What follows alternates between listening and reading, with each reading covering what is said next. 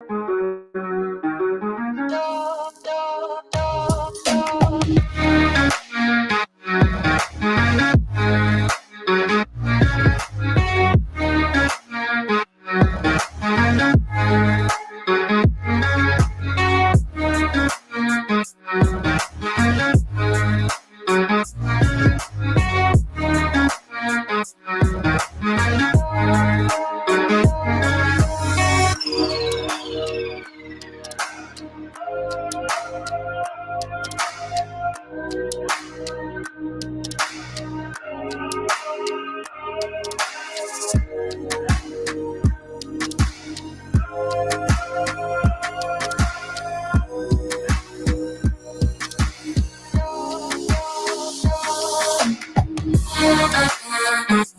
everybody, I'm Justin Bohn. And I'm Mike Val. And this is the Bohn and Zano Zone, where we are always on the lanes, off the charts, and on the mic.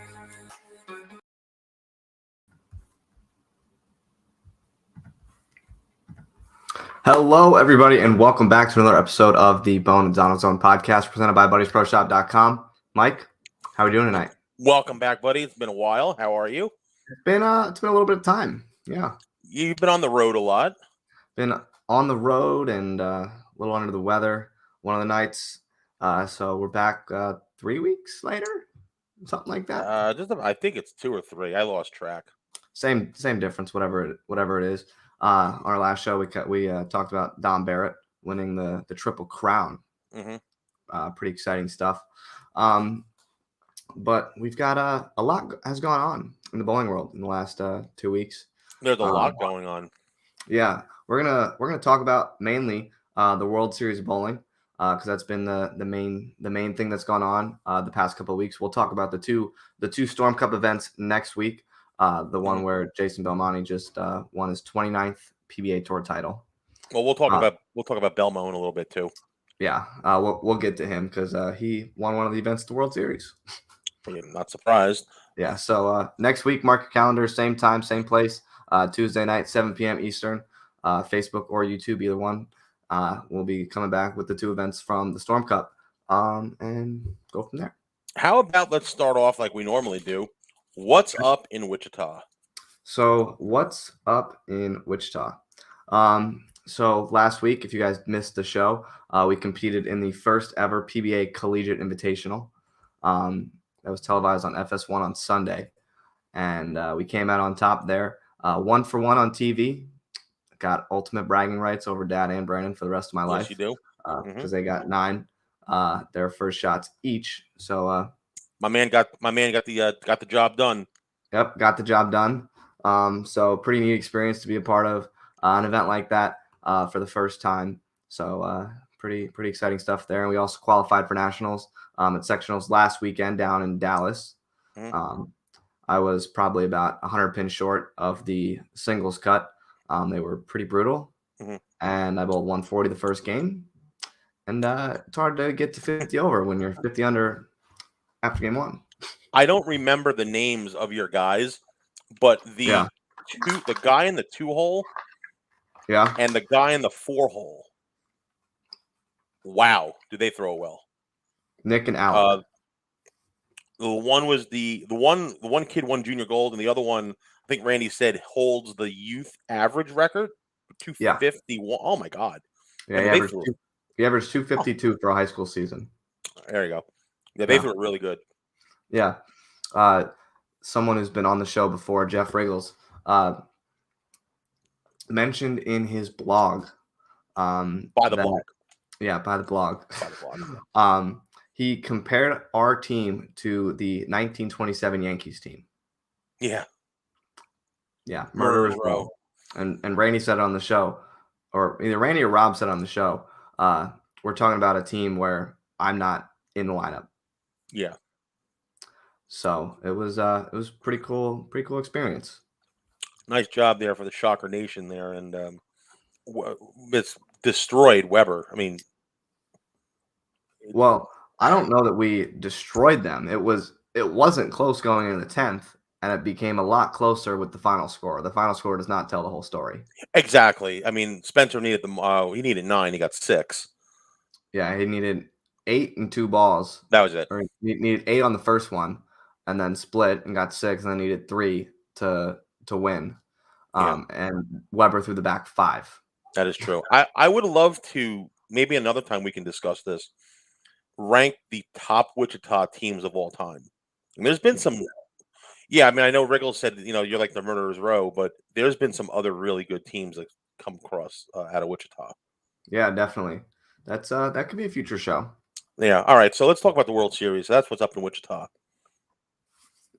So since we last met, the TSC. TSC was the last event that we talked about. Oh, that's right. The TSC, well, the World Championship happened. Yep. And then all the events of the World Series, plus the one in Lubbock last weekend. Yes. How about we just throw this out there right now? Have you ever seen Belmonte look this good? Ever? I don't think so. I mean, it's pretty impressive the amount of events that have been bowled and how much he's been at the top. And it's dominating. Yeah. Yeah. You know what's amazing? He manipulates it so much now with his ball speed. Yeah. I don't remember which telecast it was. His angles were so ridiculous. He was at like 28, 29 to 5, but he was slow with it. Oh my God. It's unbelievable. That's something that I've learned a little bit just from, so I actually went up and did the social media for the Roth home and doubles for the PBA. I practiced there and hung out and kind of really learned how they're able to create room front to back first and then create room left to right. And that's kind of with slow ball speed and getting around it. They see the lane so much different than we do. Yeah, and that's what allows them to score when they are that hard. Kind of watching it and seeing it firsthand and seeing it in my own bowling. It's been pretty neat. So kind of watching how he does it, I'm like, oh wow, now that makes sense. But exactly, you have to see it up close and personal to really put it into your game. But it's pretty incredible what he's done in these past couple of months. Thanks, Derek. 1 for 1. All that matters. So, do you want to start off with the World Championship, or do you want to start off with the first animal pattern title? Let's start off with the Roth home and doubles. All right, let's do it. That was the first event that was televised. Correct. Great show, by the way. Yeah, this event I watched basically start to finish, just from being there and doing the event coverage of it. Oscar and Jacob pretty much dominated qualifying, struck a lot. So also the last event that they were able to use urethane older than 2 years. What are you talking about? That was the last. They were allowed to use. There's a thing with urethane going on. What are you talking about? You must be clueless. I don't know what you're talking about. Oh, we'll talk about that in the second half of the show. Right. That's our next topic of debate is what's going on with urethane in the past couple of weeks. So getting back to the doubles, that day you were there. You were in Wisconsin. Yeah. And we have a group text between me, you, and your brother. Yeah. And I believe I sent something to you guys. I don't remember what it was. And all I remember is Justin texting me back saying, Timmy Mack is up on the front 9 right now. Yeah. Boom, 300. Yeah. About 15 minutes later, I get another text message. Tim's up on the front 21. Yeah. Boom, 300. How good did Tim look in match play? That was pretty cool to see. I had talked to them the night before because Tim had really interviewed him, right? Yeah, he had basically performed in the 10th frame to get to match play. They were only like 14th, and the scores were really, really close. And he was talking about how like he doesn't know how much longer he has out here. He's like really fortunate and thankful that he gets to bowl an event like this with AJ, and then come out 300 to start the block. He was Ostrander, right? He took Greg's spot, didn't he? Yes. Well, Greg had some knee surgery, so he took Greg's spot in the doubles. Yeah. But I mean, God Almighty, what did he have? How many? What did he have? 27 in a row before they missed. 28 in a row before they missed. 29. They had the front 5 game 3. Who was the one who did not get the 30th? Was it Timmy? I think so. Okay. I think so. But he got If 9. if anybody out there was watching this, if you guys were not pulling for Tim Mack to make the show, there's something wrong with you guys. Oh, I know. That would have been unreal. Yeah, I mean, I don't think anybody realized how good Timmy is. Yeah. And one of the videos that were shared, Rusty Thompson had the greatest comment ever. I wish I could throw it as good as he does now, and he's not even 100%. Yeah. He throws it better than half the world broken. Right. He does. I mean, he throws it great still. Yeah, and it's unreal to realize how much he's done around the world, and the only thing he doesn't have to his name is PBA title. A national title. He does have a regional title. Yeah. Arguably the greatest international bowler to ever throw a bowling ball. Yeah. I mean, he won 60 countries, I think. Yeah, he's won all over the world. I mean, the guy was phenomenal. Yeah. All right, so great run by Timmy and AJ. So let's get to the show. Yeah. I'll tell you what, the emotion that I saw on Marshall and EJ after they won gave me chills. Well, this is the first time Marshall won since his dad passed away. Yeah. Let me see if I can find the clip. I know I have it on my computer. Let me see if I can find it. Just to see. We will be discussing that at a later time tonight. Yes. To see how much emotion and how bad that they wanted. It was really cool to see. Have you ever seen Tackett look so sharp on a show before? No, that was by far his best performance on TV. Yeah, what does he have? 17 titles? What does he have? 17 titles? I think 15. Okay, that easily was the best one out of all 15 ever. Yeah, I agree. And Marshall, I always thought personally that anytime Marshall makes the show, he plays them wrong every time he's on the show. I would agree with that. I think he played him right for the first time. You know, he wasn't trying to do too much. He wasn't trying to boom it. I think he was great. Yeah, tell me if you can see this here. Or what we can see here. Is it just the file? Yeah, it's just files. That's just a file. Just unfortunate. That's right. We don't need the clip. We don't need the clip. That's okay. But I mean, they bowled really well on that show. And for them, I mean, it was the 5th time that they had made the show. And I think it was the 4th time that Sean and DJ had made the show. I think it's the 3rd time that Sean and Matt had made the show. And they won it, 2 years ago, Ogle and Rash? Yeah, they won in 2019. Yeah. Yeah, for Ogle's first title. To see how the same team or the same teams were continuing to bowl well at that event shows how important the camaraderie is between the two players. Absolutely. Yeah. Absolutely. I mean, Marshall talked about he was in EJ's wedding. Yeah. So that's pretty cool stuff to see. It was really unfortunate that DJ and Maldonado kind of ran over the whole tournament. And they got to the show and they were just flat.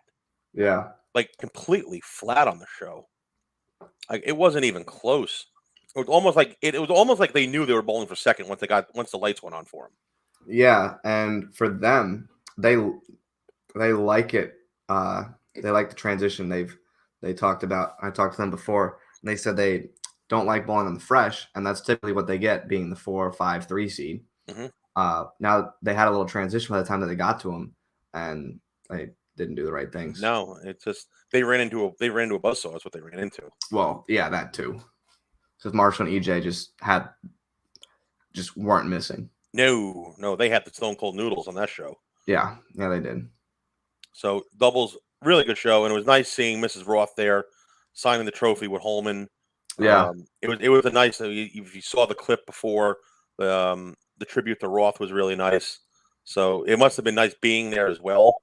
Yeah, you were there, so you witnessed it all. So it must have been a pretty cool experience to watch that. Yeah, they did a 34-second tribute, or a 34-second moment of silence, and that was pretty cool too. You know what? I have something since we're talking about Roth. Give me 1 second. As we wait for Mike here, going to find these this Mark Roth item.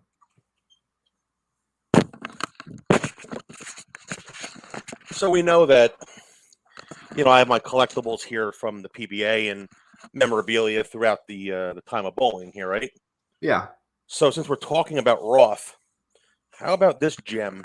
Not a lot of people have this one.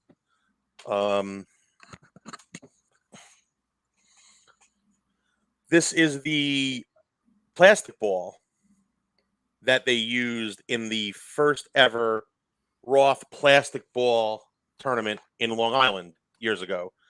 That's the one that Zizek won. Yeah. When he beat Belmonte. Belmonte just high flush 7-pin in the roll off to lose to Zizek. Yeah. So how's that little memorabilia? Yeah, that's pretty cool. That's a pretty cool one. Yeah, Yeah. that sits in the trophy case. And to answer the question here, we have a question here, Justin. Is Justin available for you to sub on Sunday? No, I'm not. No, he is not. He had his opportunity, but he had to go back to school. So we won't be seeing Justin bowling in New Jersey until probably mid to end of May, right? Correct. All right. So let's go to the next show. Now we go to the World Series. World Championship. I'll tell you what, Sterner had that show and that title in his hand. I'll tell you what, my heart broke for that guy. Oh, I know. I melted for him. Like, Yeah. unbelievable. He bowled his balls off. Excuse my language. He bowled his balls off on that show. Yeah, Sterner climbed the ladder and needed 19 in the 10th and missed the head pin. He was lucky to get 8 out of that. Oh, absolutely. He had a horseshoe up his rear end to trip the 8-pin out. Yeah. Yeah, and for as hard as he works and for never having a major, for him being that close and putting on that good of a performance on the entire show, I felt bad for him. Oh my God. Yeah. And look, I love Prather to death. Yeah. And I think everybody that watches knows that Prather is my man crush. Yeah. I had no doubt in my mind before that match started, I thought Sterner was going to run him into the ground. Yeah. But Yeah, it was heartbreak and like success all at the same time. But Justin, Like once revenge almost. when Sterner got out of urethane, he went to that EVO, That Evo Pearl. Yeah. the Evo Pearl. Oh my God. Like, he had it again. Yeah. Like, there was no doubt in my mind he was winning. The only thing that I questioned on the show was this. And again, you were there. Why did Tommy Jones not make a ball change? He's stuck with that ball for 10 frames. Like, what was that? I've never seen Tommy have a look like that before. Yeah, probably should have tried something different. You would think. Yeah. At least even when the match was over. Yeah, go to something. Right. But I thought, again, Prather played him way too deep. I mean, I know that's his A game, getting in and slow wheeling it. Right. And did you see, like, how much his ball shaped at like 45 feet? Oh, yeah, it went That dead was sideways. insane. Yeah. Insane. He's able to create what Belmo can create with his thumb in it. With that slow ball speed and as much shape. 100%. Yeah. And honestly, I thought Prather was going to get run over. I had said it before. I thought he was going to get run over. And I also thought Prather probably could have played him the way Sterner was playing him. Yeah. A little bit firmer. Yeah, a little bit firmer. I didn't think there was a need for him to be playing 30. Right. They weren't hooking that much. No. He could have got right and kind of piped it a little more, but what do I know? And then he gets to the roll-off. He aces the one in the roll-off. Right, yeah. And Sterner has to match him. Sterner's ball looked like it just dead hooked early. He was nervous. I mean, you could tell the nerves got to him. Yeah. My heart broke for that guy, dude. Yeah. And we've said it before. Is there not a harder worker in the game of bowling than Jason Sterner? No. Oh my God. No. He will win a major. Yeah, it's only a matter of time, especially being that close. Well, he made the show at the Masters last year. Now he made the show at the World Championship. He's becoming a real force out there now. Yeah. Oh, and he made 3 shows at the World Series because he made the Roth Holman show, and then he Correct. made another one of the Animal Pattern shows. Yeah, and then he made the big one. Yeah, unbelievable though. But good World Series for Jason Sterner. Yeah, good, very good showing for Sterner. Exactly. Let's go to the Cheetah. Yes, Kyle Sherman, first singles win. Title. Yes, sir. Yes. Yeah, it was pretty cool to see. One thing I do want to talk about the World Series was Jacob Buttreff's overall performance. Okay. And this kind of goes back to what we're going to talk about once we're done with this, with the urethane thing. Thought it was pretty impressive how, for a while, Jacob's been known for using the purple hammer and the black hammer and all those old urethanes and really only being good with the one ball. Mm-hmm. But for him to make those other balls look good and some reactive in there as well to get to the World Championship show, I thought was pretty good and spoke some words, I think, to some of the Butters haters. I think he's going to start to have to open up his mouth a little bit. And I think the other thing, too, is the only way to make the butter haters go away is let his ball do the talking for him. Yeah. And that's kind of what he did at the World Championship. It was the first event he couldn't throw it, and he made the show. He's a freak, though. Yeah. There's also true. Yeah, I've never seen anybody that can do that. Right. I don't think I've ever seen a double jointed bowler before. No. He has like a 3.5-inch span that's conventional. Yeah. Nobody's 600 rev rate. Yeah, it's in there like that. Yeah. And the 600 rev rate, it's unbelievable what he can do. It's crazy where he gets to at the bottom because nobody else can get there. Exactly. Exactly. Cheetah show could have seen. We had a couple of non-titleists or single-time titleists on the show. Chris Kelso made a pretty good run there, and Bam Bam Bigelow. Yep, almost beat Kyle. In the semifinal, the match before the title match, and Kyle got up, performed, earned it. I thought Bam Bam, I'm going to call him Bam Bam, because he looks like the wrestler, Bam Bam Bigelow. That's fine. I thought when Bam Bam Bigelow got one out to the gutter, yeah, I don't remember the shot I'm talking about. He whipped one out by like 2, and that ball sucked back and blew the rack apart. And I'm saying to myself, he missed that one bad. And I think he knew he missed it bad. And I was saying to myself, if he knows he has that, it's game over. Oh, yeah. He never went back there, though. That was weird. Right. But Sherman was due. He's been bowling really well. Yeah, he was definitely doing it. It was good to see him get that win on TV. Yeah, he got the monkey off his back now. He won the Lucy. Now he has the singles title. Good luck. Yep, good performance, Kyle Sherman. Extremely good performance. Cheetah Championship winner. Also want to mention the format for the World Series for the Animal Patterns. Go ahead. The way that they get to their 5 guys for the step ladder. Okay. Kind of want to talk about this a little bit because it's the first time that they've done it, and definitely a little different than what we've seen in the past. I don't even think I know this, so I'm all ears. So you know how they have 5 guys for the show? Of course. 16-man bracket. Yep. Goes to 8. Goes to 4. Well, how's the 5th guy come in? How do they seed? Is that a wild card or something? So the highest seed that is left in the round of 8 is guaranteed a spot on the show. They're either the number 1 seed if they win their match, or the number 5 seed if they lose. Interesting. The highest seed remaining that doesn't make the show in the round of 8 gets the 5th seed. Okay.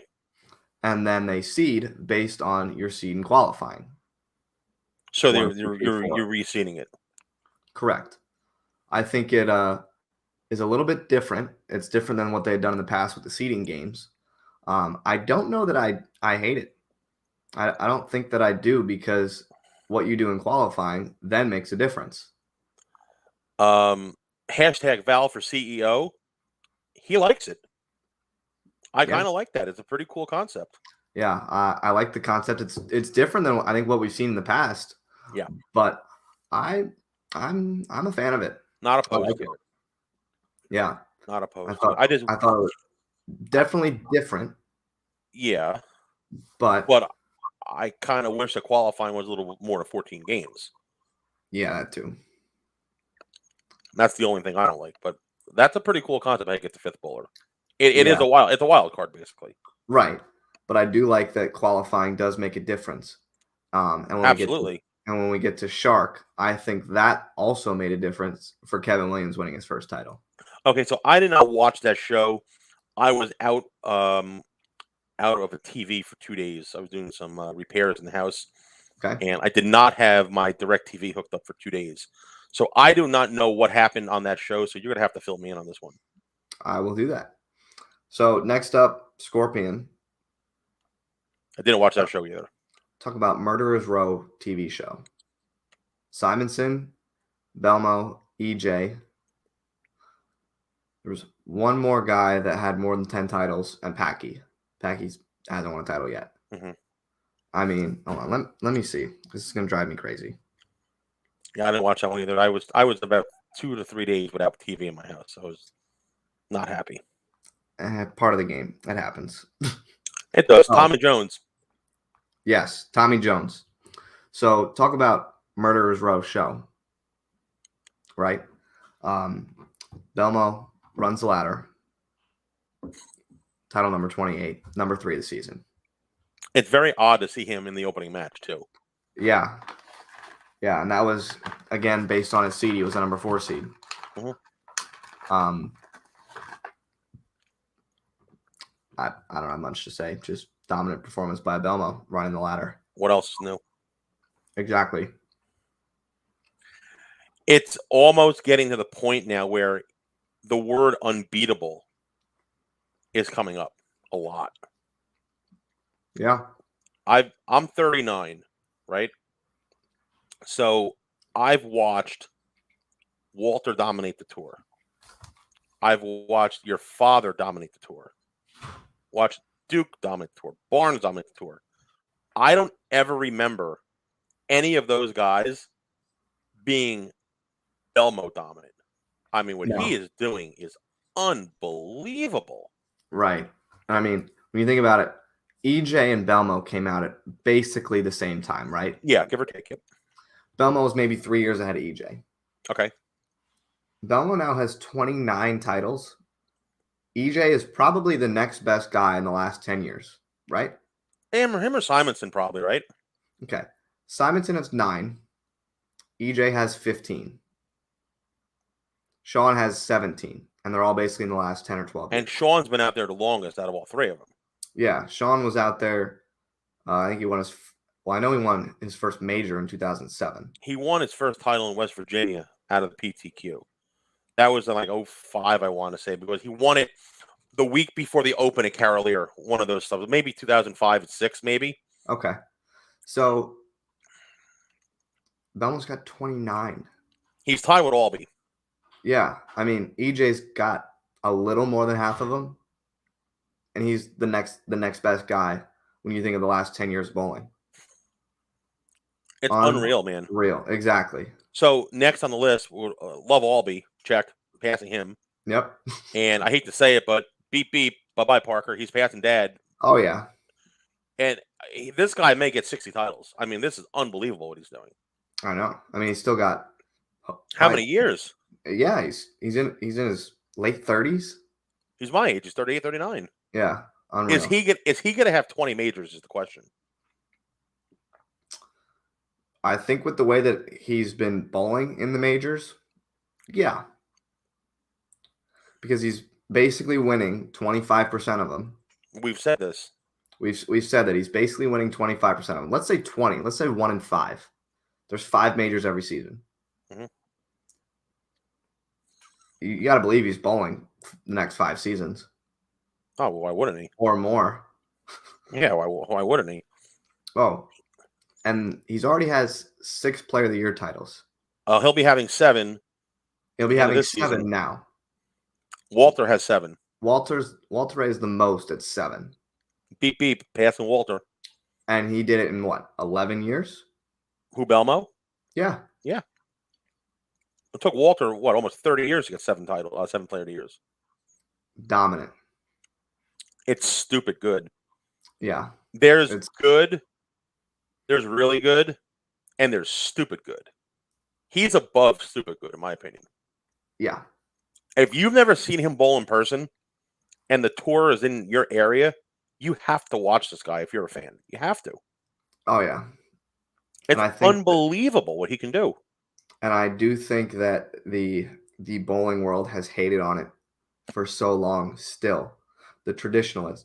I get it. I get them all the time. I get the comments all the time. Being more active on social media and everything. And I still get them. They're like, oh, like if you should just put your thumb back in it, whatever. These people need to open their eyes because it's the future of the game. It's growing the sport. It's making the sport better. And the best player to ever play our game is going to be two-handed. The best player to ever play the game converted to two-hander, to a two-handed approach. He Exactly. taught himself how to bowl two-handed. Yeah. Granted, Walter's 61, but he taught himself in the late 50s. How do I do that so I can be more competitive? These people got to open their eyes. I mean, Look, I'm the biggest traditionalist there is. yeah. And I broke your chops for years when we started bowling two-handed. But it's the way of the world now. Like, you have to accept it. Exactly. But my God. And you know what? For anybody who doesn't know this either, Belmo can throw the ball with one hand. If you've Right. I don't know if you've ever seen him throw it with one hand. Yeah, he did it the Weber Cup a bunch of years ago. Go on YouTube, and anybody wants to do this, go on YouTube and Google or put it in there to search Jason Belmonte one hand. He throws it incredible with one hand. I would almost love to challenge Belmo to bowl an event with one hand. Because I guarantee you he'd be just as competitive one-handed as he is two-handed. And that would really shut up all the haters. Here we go. Oh, you found it? Yeah, let's look at this. I could go on for a while about this because this topic's been getting me heated recently. Do a request from someone in the crowd. Now, what can this be? He says he can't do his long run up delivery. Oh, this is Gonna pop this up on the screen. Here we go. fingers and thumb going. Oh, Next dear. swing. Bit of a spinner. Yeah. You want to tell me he doesn't get a handful at the bottom of the swing with his thumb in the ball? Oh my God, I know. I would almost love to, and this is, I'm not stirring the pot by any means.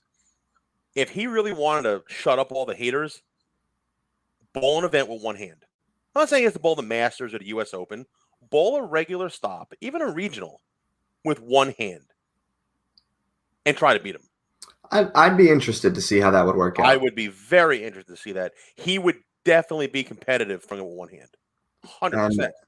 I'm going to say this, and this is where we're going to end it. Okay. The people that are crying about two-handed bowling taking over our sport and ruining our sport, here's some tissues, dry them up. You're right. Look, I don't like it, but the people that are hating on two-handed bowling are the ones ruining our sport, not the two-handers themselves. no, you're right. And you know what? And we'll make this the last topic, right, on this conversation. Go ahead. I always thought it was because they would have, at the bottom of the swing, two hands on the ball, right? It's not like that. No. Your left hand is not on the ball at the point of release. It's not. No. It's not. Look, it may act as a crutch, but you're not releasing it with two hands. No. And what it's done for the sport has revolutionized it, and I think given it a second life. I agree with you. I agree with you. Discussion. I end the discussion. Go to Kevin Williams. That's Kevin Williams, first title, PBA Tour, Shark Championship. Rapper, musician. What is this guy? DJ? What is he? DJ? What is he? DJ Paulie D too? Like, what is this guy? No, Like, he's what is he? He's a musician, right? Yeah. He makes music and bowls. I'll tell you what, it was pretty cool to see. I think he's good for our sport. I think he's naturally an entertainer and is really good on stage, if you will. And I think he looked really good on TV. Yeah, he did. And AJ Chapman, I saw some clips of AJ Chapman threw the ball well. Yeah, beat Belmo. He did beat Belmo. Yeah, he did. So, it was cool to see somebody winning their first title, and it was cool to see them win it with the ball in their hand. Yeah, and we were going to have a new titleist regardless on this show, whether it was Chapman or Kevin.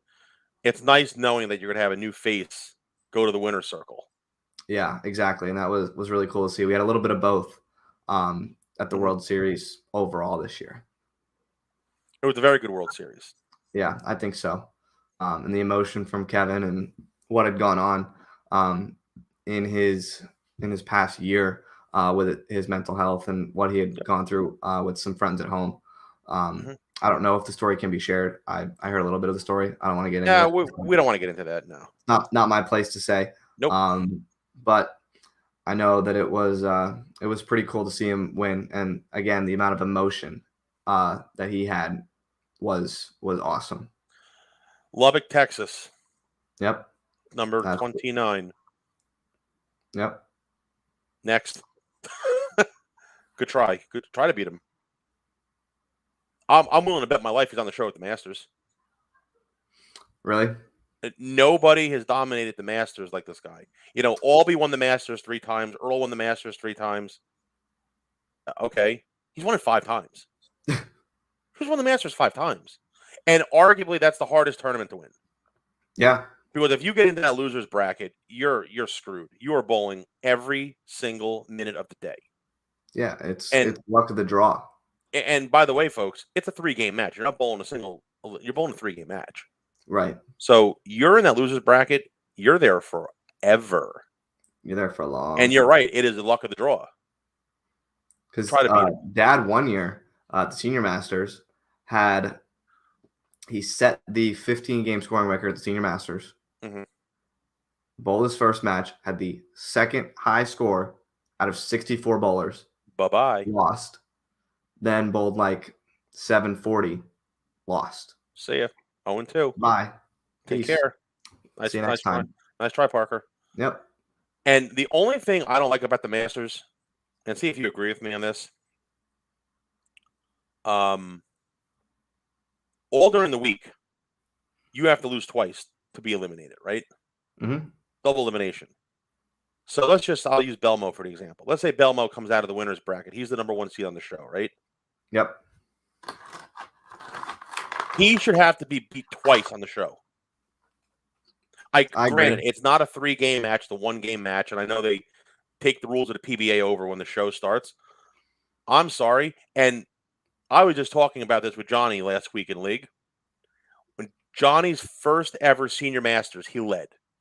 Okay? I think he said it was his first or second senior stop. He led the Senior Masters. He was the leader. He gets to the show. He bowls 244, loses by a pin to Gary Dickinson. See ya. But second place. I'm sorry, if you're the tournament leader and you lose in the Masters, I'm sorry, you keep the cameras rolling and you bowl another game. Yeah, I agree. Have to. I've been saying that for years. That's the only thing I don't like about the Masters. I don't know if they changed it to Senior Masters. I believe that they did. To that, where you have to lose twice? No, they did it Junior Gold. That's what they did. Okay. At Junior Gold this year, the bowler that came out of the winner's bracket had to be beat twice. And that's how it should be.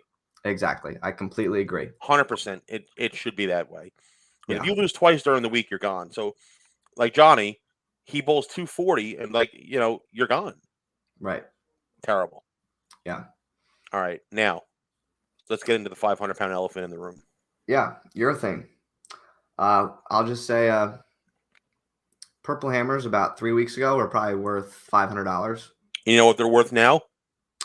Nothing. Garbage. So all you pro shop guys that brought all those cases of Purple Hammers a couple of years ago, you have paperweights on your hands now, folks. You got nothing. So here's my thing, dude. Okay. If you want to track it in PBA competition, you can do that because it's simple. You have the serial number of the ball, right? Right. You want to bowl the Nationals?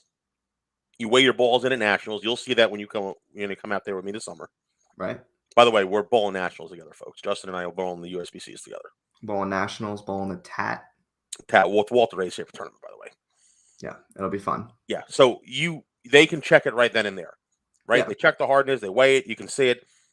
How are you going to monitor the serial number of a bowling ball in league play. It is impossible to do that. Not unless you see somebody throwing it and walk over and look. But Justin, you can even scratch the serial number off the ball. I know somebody that has done that. Exactly.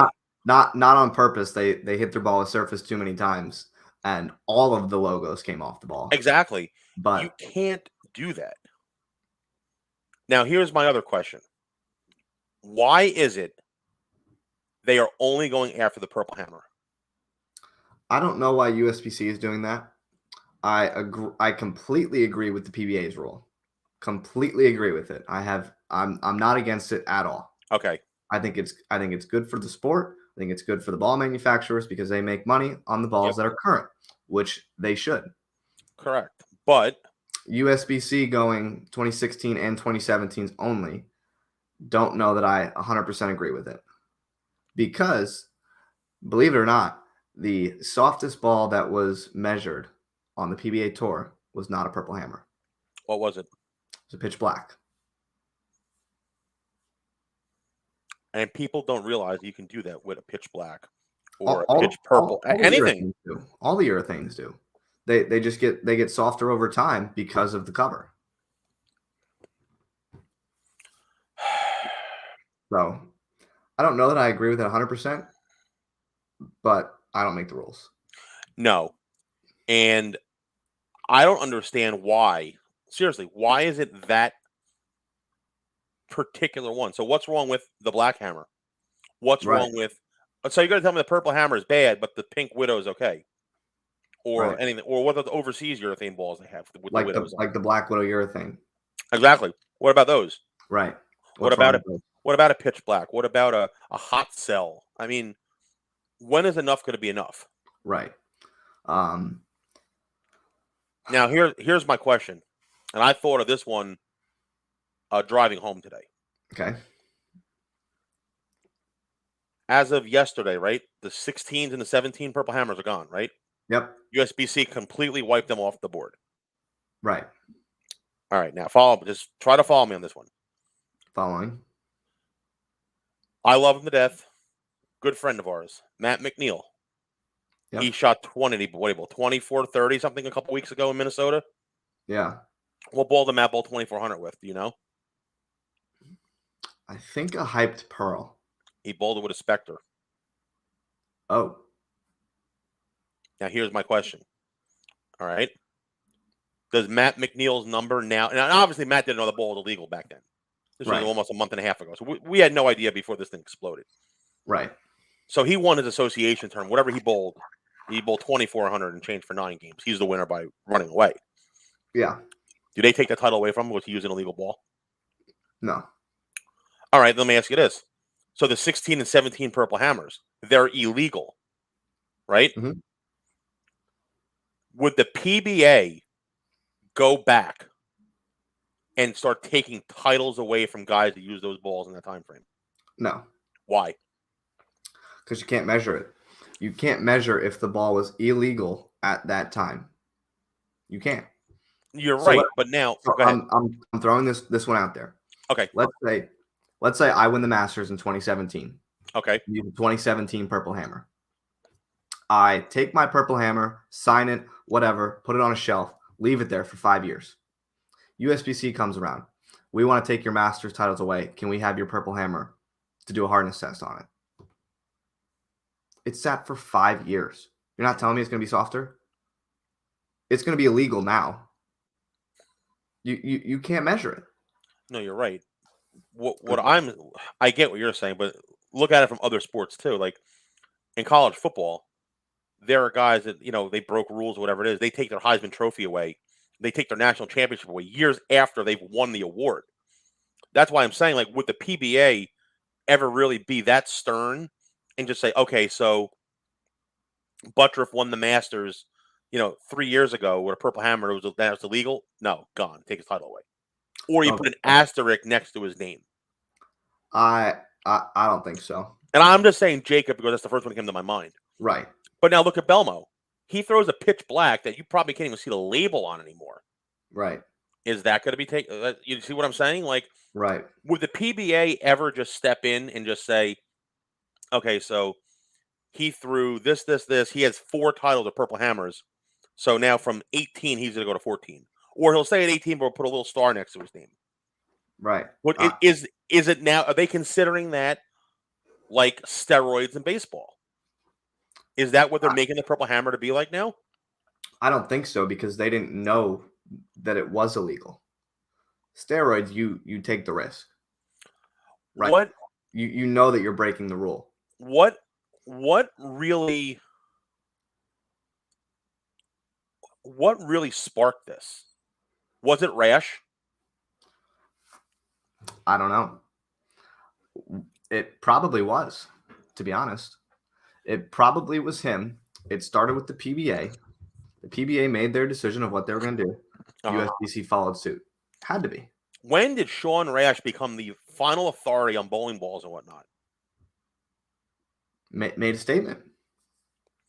Do you think this is going to become like, okay, so Sean represents the brands in Utah, Okay. right? Yep. Okay. He represents the brands in Utah. Okay. Utah took the shot at Muskegon, right? Okay. Basically, right? Because the Purple Hammer's out of Michigan. So I'm just being funny here. So Utah takes a shot at Michigan. Right. Michigan fires back with the Spectre, basically. Okay. Is this what's going to happen now? Like, you hit us, we're going to hit you harder. You're going to hit us. Is this what it's going to be? Where, okay, so your Spectre is illegal. Is Brunswick going to come back and say, okay, hey, by the way, top of your Spectre, your Code Black or your Pit or whatever they call that. That's the next one. Oh, you know what? Now your Heat Soft. Like, if that's what it's going to become? I don't. That's not good for the game. No, but I do think that what Sean said created the most talk on social media we've probably ever seen in the bowling world the week after. Do you agree? Absolutely. So I think Sean made that statement not from Storm to Brunswick or Utah to Muskegon, however you want to do it. Mm-hmm. I don't think that at all. I don't. And I think the Spectre just became illegal. If I don't want to throw anybody, someone from Brunswick bowled on a show and made a statement like Sean did about the Spectre, then maybe that would be up for debate. But I don't think so at all. I think it was just ironic that that one ball became illegal around the same time. It's very coincidental. And it just happened to be from the opposite company. That's what I'm saying. Like, I really hope it doesn't become, excuse the expression, but like a pissing contest. Yeah, I doubt it.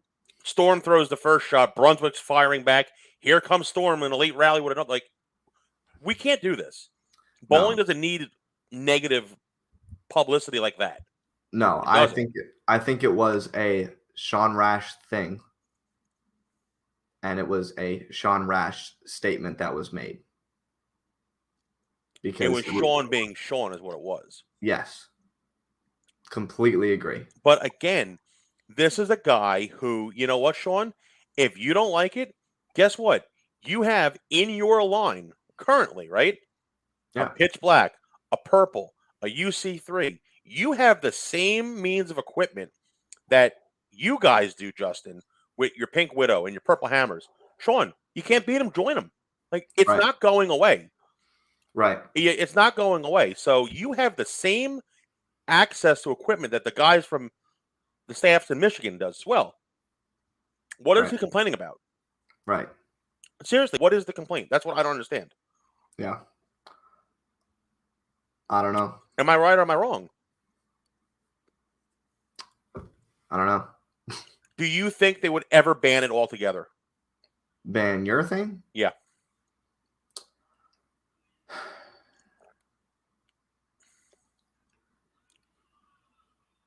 I don't think so. Okay, here's my next one.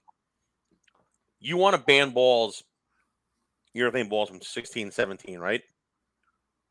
I'm going to give you the perfect example of this one. We've had him on our show before. Okay. And he's been very, very outspoken when it comes to the urethane conversation. Okay. Is Machuga. Okay. Now, if you know Machuga at all, you know he has an original blue hammer in his bag, a powder blue urethane hammer from the 90s. All right, and he takes this thing everywhere he goes, and that's like his baby, right? Mhm. Mike Machuga goes to bowl the Masters next week, or he goes to bowl the Tournament of Champions or whatever. Why is that bowling ball from 1991, whatever it is, out of play now? They're not even similar to what the urethane balls are now. They're not. No. Why is a guy like that, or a guy that could have an older urethane ball, like, from the 90s or the 80s, getting Right. penalized? Like, why are you penalizing those balls? Those are never going to be that soft. Never were. Right. Yeah, I don't know. You see where I'm going with that? Yeah, it's definitely a question. I don't think they'll ever ban it. No, I don't think they can. I don't think they can. But in league play, it is near impossible to monitor it. It is absolutely impossible.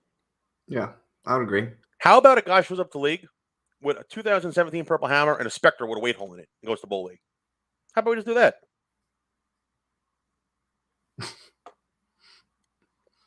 Are you disagreeing? I mean, I think it'll be pretty funny. It would be. When is enough going to be enough?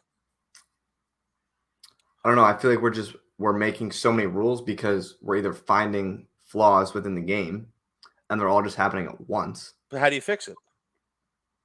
It doesn't matter what pattern you put down. These guys are so good to able to trick the pairs or the pattern with urethane. It's never going to stop. If you know how to throw it the right way, it does not really affect the pairs that much.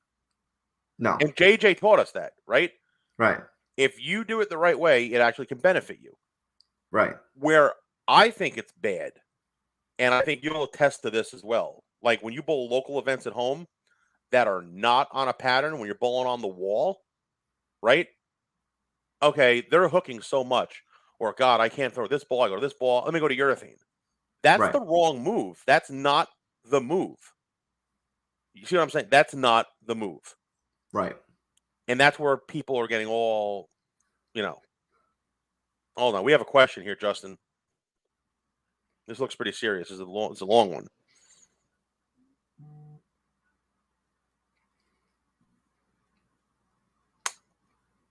Just getting into the chat, but do you think that USBC has some blame to take to not catch this when the Purple Hammers during that time was coming out illegal? Or am I missing something?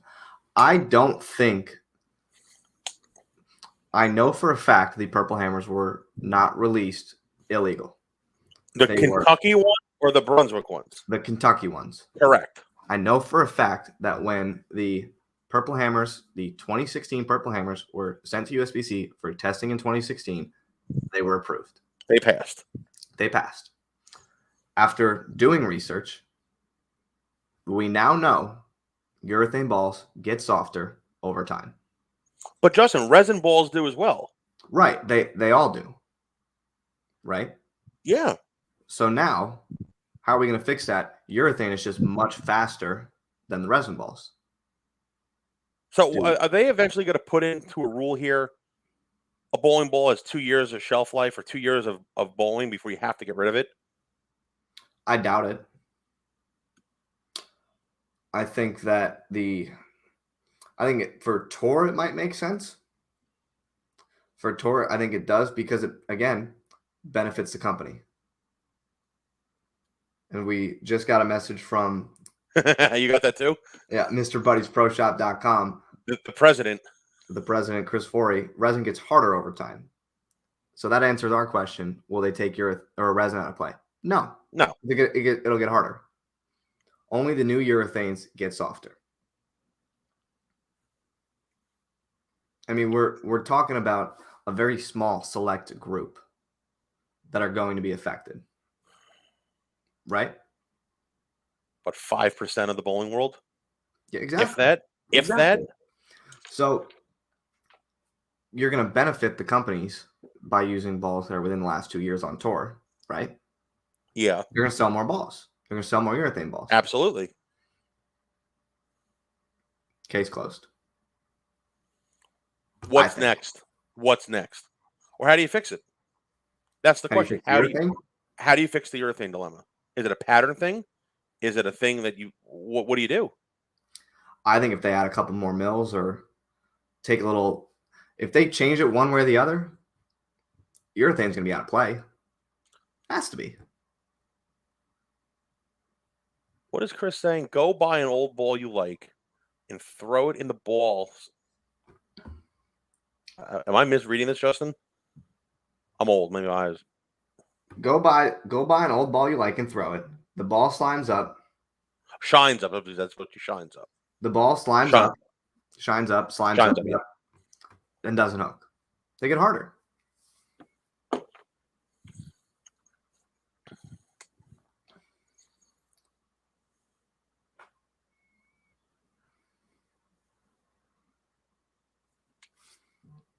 Well, I don't want to.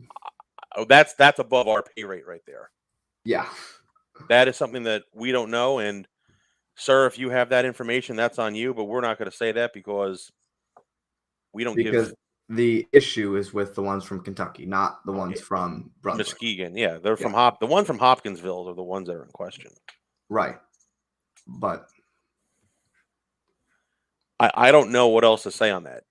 no, I think that's kind of the end of discussion on this. I mean, yeah. So You want to get into one other topic since we're on the USBC really quick? Sure. Forgot. I have a real beef with the USBC. Oh no. I do. Okay. And it involves you. Oh no. You know exactly what I'm going to say. Weight holes? No, weight holes. No. Oh, No. well, that involves me. So No. go ahead. So you're bowling nationals with me this year. Got it. Now you know what I'm going to talk about. Now I know what you're talking about. And Wriggles has been writing about this since this happened 3 years ago. And I'm sorry, this makes zero sense to me. And I'm going to fill everybody in. So my team for the USBCs this year, there's four guys, right? Or I'm sorry, three guys and a woman. Sorry, Okay. Carson. Right? So two of the five bowlers on our team Cannot be considered professionals, right? I'm sending a message. My dog won't come inside. All right. So 2 of the 5 bowlers can't bowl. So I replaced one of them with Justin. Correct? Okay. And the other person we could not find a replacement for. And it just so happened that Justin's father doesn't have anything to do in those 4 days. Of course, he's bowling a senior stop in Texas, I believe, right? Right. On a Monday, it's over. We bowl the tournament Tuesday, Wednesday, and then he'd have to be in Colorado for, I believe, Thursday. Okay. So logistically speaking, it could happen. Right. We approached Dad with the offer, and what did Dad say, Justin? Check with USBC. I'll bowl. He would bowl. So I call up the USBC, and the rule is Parker cannot bowl on a team with a collegiate bowler. So for the USBC Nationals, they identified Justin, because he's a collegiate bowler, as a professional. Any member of Team USA is a professional. Any member of any national team is a professional, regardless if you're on the A team at Wichita or if you bowl at community school and average 139, you're a professional bowler. Correct? Correct. Here's my gripe. Why is it now that I can bowl the team event with 2 collegiate bowlers? Right? They're considered professionals, right? Right. But the real professional can't bowl with a collegiate bowler. Doesn't make any sense. Oh, No. Get this one too. Dad used this example. So once you're over 60, those Yes. rules go out the window. Right. His titles drop once he's 60. Correct. So in a couple of years, when Walter Ray, Pete Weber, Walter's already 60. Norm Duke, and Parker Bohn are all 60, they can all bowl nationals together with Jason Belmonte if they want to. Because there's your pro. There's your But pro. see, USBC told me that because Dad's a Hall of Famer, he is always going to be considered a professional because he's a Hall of Famer. So that goes back to Johnny. So Johnny, people don't know that Johnny has 3 or 4 Eagles. Because Right. he won, they used to think called the classified division back in the 60s and 70s, strictly for the touring guys. That's where Johnny won his Eagles. He won them with Larry Lichstein. He won it with Schlegel. He won it with Barry Asher, a bunch of those guys, right? They Right. invited Johnny back to bowl last year. It was the 50th anniversary of Johnny's team win. It was Okay. the last year of the classified division. Great. So 2 of the 5 members on Johnny's team has passed away. So it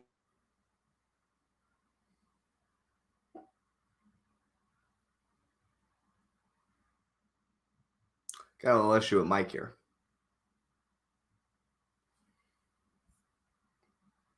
A little frozen.